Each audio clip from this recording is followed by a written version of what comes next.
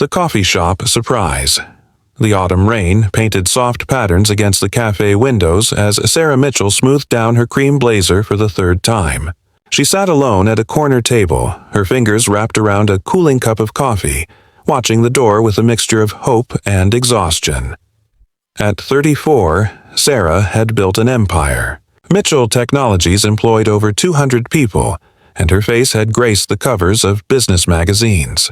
She lived in a penthouse overlooking the city, drove a car that cost more than most people's houses, and could vacation anywhere in the world at a moment's notice. But none of that mattered when she tucked her 6-year-old daughter Emma into bed each night, and Emma asked the same question she'd been asking for the past year. "Mommy, when am I going to have a daddy?" Sarah's best friend Jessica had finally convinced her to try blind dating. "You need to put yourself out there," Jessica had insisted, practically forcing Sarah's phone from her hands to set up the profile. "Emma needs to see you happy. You need to be happy." The cafe was warm and inviting, with exposed brick walls and strings of Edison bulbs casting a golden glow over everything. The rich aroma of freshly ground coffee beans mixed with the sweet scent of cinnamon rolls. Soft jazz played in the background, barely audible over the gentle murmur of conversation and the rhythmic hiss of the espresso machine. Sarah glanced at her watch. Her date was 10 minutes late. She pulled out her phone and opened the dating app, studying the profile photo again. Marcus Johnson. The picture was slightly blurry, taken outdoors somewhere green and sunny. He had kind eyes and an easy smile.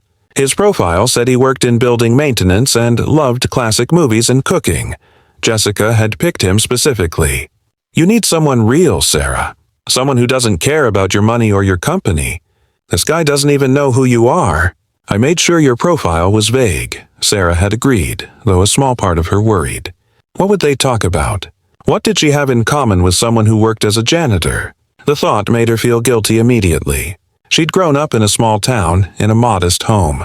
Her own father had worked construction. When had she become the kind of person who judged others by their job titles? The cafe door opened, bringing with it a gust of cool, rain-scented air. A man stepped inside, shaking droplets from his dark hair.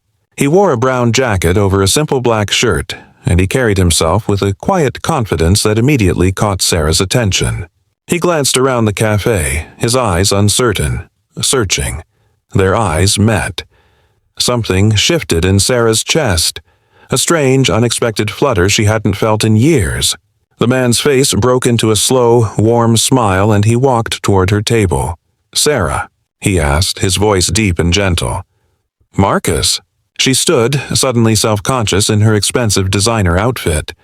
"I'm so sorry I'm late," he said, pulling out the chair across from her. "There was an emergency at work. A pipe burst on the 3rd floor, and I couldn't leave until it was contained." "That sounds stressful," Sarah said, sitting back down. She noticed his hands. Strong, capable hands with clean, short nails. There was a small scar across his left knuckles. "It's part of the job," Marcus said with an easy shrug. He caught the waiter's attention and ordered a black coffee. "So Jessica tells me you work in tech?" Sarah felt herself relax slightly. "I do, software development mostly. What about you? How long have you been in maintenance?" "About 5 years now," Marcus said. His eyes were hazel, she noticed, with flecks of gold that caught the light. "It's honest work. I like fixing things, making sure everything runs smoothly. Most people don't even notice when things work right. They only notice when something breaks." "That must be frustrating," Sarah observed. "Not really." Marcus smiled, thanking the waiter as his coffee arrived. "I don't do it for recognition. I do it because it matters. The people in that building, they depend on clean spaces, working elevators, heat in the winter. It feels good to provide that." Sarah found herself leaning forward, genuinely interested. "That's a beautiful way to look at it." They talked for an hour, then another. Marcus told her about his love of old movies, black and white classics that he watched on weekend afternoons. He described his tiny apartment with such warmth that Sarah could picture it. Plants on the windowsill, a well-worn couch, shelves full of books. "What about you?" Marcus asked. "Jessica mentioned you have a daughter?" Sarah's whole face lit up. "Emma. She's 6, and she's the most amazing person I've ever met. Smart, funny, endlessly curious about everything. It must be hard doing it alone, Marcus said quietly. Sarah felt a lump form in her throat. Some days are harder than others. I work long hours, and I worry that I'm not giving her enough. Not enough time, not enough of me. I'm sure you're doing better than you think, Marcus said. Kids don't need perfect. They just need present. They talked until the cafe began closing, the staff politely stacking chairs around them. Sarah couldn't remember the last time she'd felt this comfortable with someone. This seen. As they stood to leave, Marcus walked her to her car. The rain had stopped, leaving the streets glistening and clean. When they reached her Mercedes, she saw something flicker across his face. Surprise, maybe, or uncertainty. "This is me," she said softly. Marcus nodded slowly. "Nice car." Sarah felt her heart sink. "Marcus, there's something I should tell you." "You're Mitchell," he interrupted gently. "Sarah Mitchell. Mitchell Technologies." She froze. "You knew?" "I figured it out about halfway through coffee," Marcus admitted. "You mentioned a project that was in the news last month. It wasn't hard to put together." He paused, studying her face in the streetlight. "Does it matter?" "Does what matter?" "That you're a CEO and I'm a janitor?" His voice was calm, without bitterness or anger. "That you probably make in a week what I make in a year?" Sarah felt tears prick her eyes. "I don't care about any of that. Tonight was the first time in years that someone has talked to me like I'm just me. Not the company, not the success story. Just Sarah." Marcus stepped closer. "Then maybe we should do this again. As just Marcus and just Sarah." "I'd like that," Sarah whispered. He smiled. That same warm, genuine smile that had caught her attention the moment he walked in. "I should tell you something too. That building where I work, the one with the burst pipe, it's Mitchell Technologies." Sarah's eyes widened. "You work in my building?" "I do. I've seen you, actually. Usually rushing through the lobby, phone pressed to your ear, looking like the weight of the world is on your shoulders." He reached out, gently tucking a strand of hair behind her ear.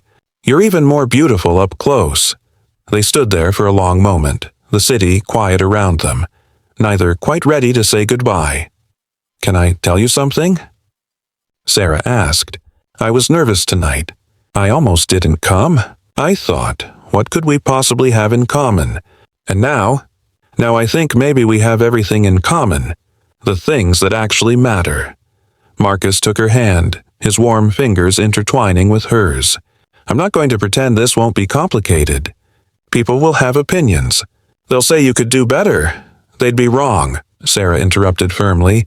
"Marcus, I've dated men with impressive titles and prestigious careers. None of them ever asked me what kind of mother I am, or noticed when I was tired, or made me feel like I could just breathe." She squeezed his hand. "In 3 hours, you've shown me more genuine kindness than I've experienced in years." "So, we're doing this?" Marcus asked, his voice hopeful. "We're doing this," Sarah confirmed. Slowly, carefully. "I want you to meet Emma, but when the time is right. I want to see your apartment and those plants you mentioned. I want to watch old movies with you and hear more about why you love what you do." "Deal," Marcus said. He leaned down and kissed her forehead, gentle and sweet. "But fair warning, I'm going to insist on paying sometimes, even though I know you could buy the restaurant." Sarah laughed, the sound bright and free. "Fair warning, I'm going to let you, because I'm learning that pride matters, and respect matters more than money ever could." As she drove home that night, Sarah felt something she hadn't felt in a very long time. Hope, not for a fairy tale, not for someone to complete her, but for a true partnership with someone who saw her, really saw her and chose her anyway. When she got home, she peeked in on Emma, sleeping peacefully with her favorite stuffed bear tucked under her chin. Sarah brushed a kiss against her daughter's forehead. "I think," she whispered into the quiet darkness, "I might have some good news for you soon." Outside, the city sparkled with lights, full of possibility. And somewhere across those same streets, a janitor named Marcus was smiling too, thinking about a CEO named Sarah. and how sometimes the best things in life come wrapped in the most unexpected packages. The coffee shop where they'd met would become their place. The building where Marcus worked would take on new meaning. And slowly, carefully, two people who seemed to have nothing in common would discover they had everything that mattered. Sometimes love doesn't announce itself with trumpets and fanfare. Sometimes it arrives quietly on a rainy autumn evening over cooling coffee in a warm cafe. And sometimes the person you least expect turns out to be exactly what you've been searching for all along.